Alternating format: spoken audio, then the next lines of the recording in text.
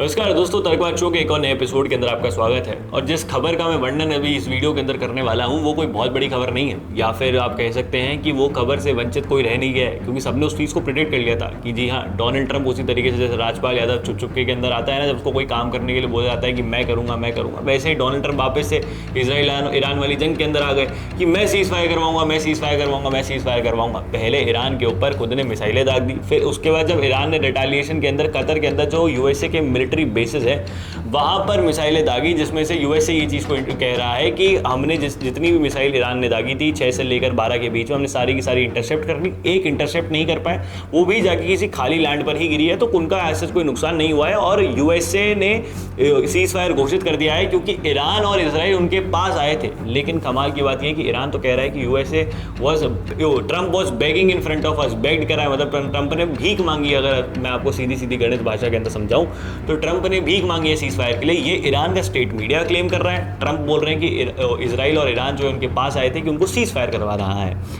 लेकिन जैसे ही ये सारी खबरें निकल के सामने आती है कि ईरान सीज फायर के लिए रुकता नहीं है, इसराइल का जो पेज है जो अभी आपकी स्क्रीन के ऊपर आ रहा होगा आईडीएफ का, उस पेज को ध्यान से देख सकते हैं। एक्स के अकाउंट के ऊपर जो उनका पेज है जिसमें वो क्लियरली बार बार सीज फायर वायलेशन के ऊपर डाल रहे हैं कि ईरान की मिसाइल अब आके गिरी है, ईरान की मिसाइल यहाँ आकर गिरी है। और इनफैक्ट इसराइल के जो आर्मी चीफ है उन्होंने भी ये चीज़ को क्लेम किया है कि वही मिलिट्री जनरल ने कि जो ईरान ने सीज फायर का वायलेशन किया उसका हम रिस्पॉन्ड करेंगे। रिस्पॉन्ड करने के अंदर अभी जब मैं ये वीडियो शूट कर रहा था उससे कुछ देर पहले ही ट्रंप जो है अपने ट्रुथ सोशल प्लेटफॉर्म पर डालते हैं कि ईरान जो है अपने बॉम्ब, इसराइल जो है अपने बॉम्ब ईरान के ऊपर नहीं गिराएगा, अपने फाइटर जेट से जो है वो जो बॉम्ब्स हैं वो ईरान के ऊपर नहीं गिराएगा। ये तो फैक्चुअल बातें हो गई। चलिए अब एनालाइज करते हैं। एनालाइज करने जैसा है ही क्या। हमने बहुत बार इस चीज़ को क्लेम किया है कि जो ट्रंप है वो बार बार सीज फायर का गान जो है वो इसलिए गाते रहते हैं क्योंकि उनको नोबेल पीस प्राइज चाहिए।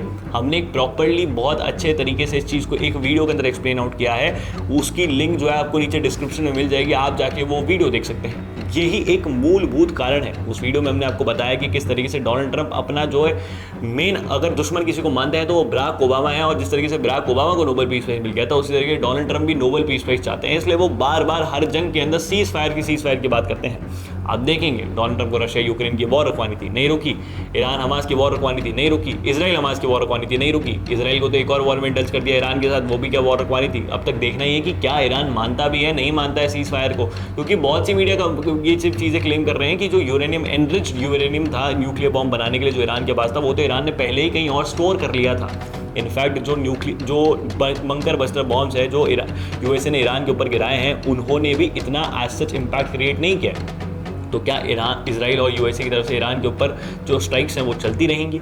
उसके बाद और भी कितनी वॉर जो है रुकवा दी। इंडिया पाकिस्तान के केस के अंदर भी हमने बार बार ये क्लियर आउट कर दिया था कि हमने ऑपरेशन सिंदूर को रोका नहीं है, हमने कोई सीज फायर करा नहीं है, हम किसी भी थर्ड पर्सन के मीडिएशन में नहीं आए हैं। पाकिस्तान ने बोला था इसलिए हमने ये ऑपरेशन सिंदूर को सिर्फ पॉज किया है, ख़त्म नहीं किया है। और अब तक भी हमने इंडस वाटर ट्रीटी को जो सस्पेंड किया था उसको वापस से चालू तो करा ही नहीं है, वो तो आज भी सस्पेंडेड ही है।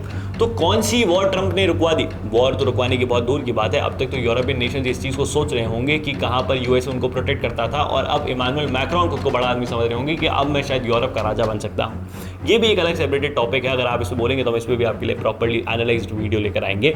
लेकिन अगर हम इस सीज फायर को देखते हैं तो देखना यही है कि जो आने वाले 10 से 15 घंटे, ज़्यादा कुछ बहुत बड़ा सीन नहीं, आने वाले 10 से 15 घंटे जब हम सो रहे होंगे तो उस दौरान ईरान इसराइल एक दूसरे के एयर स्पेस को कितनी बार वायलेट करते हैं, कितने मिसाइल्स एक दूसरे के ऊपर दागते हैं, और कितनी बार ट्रंप के कहे हुए ये जो सीज फायर वाले शब्द हैं इसकी धज्जियां उड़ाई जाती है।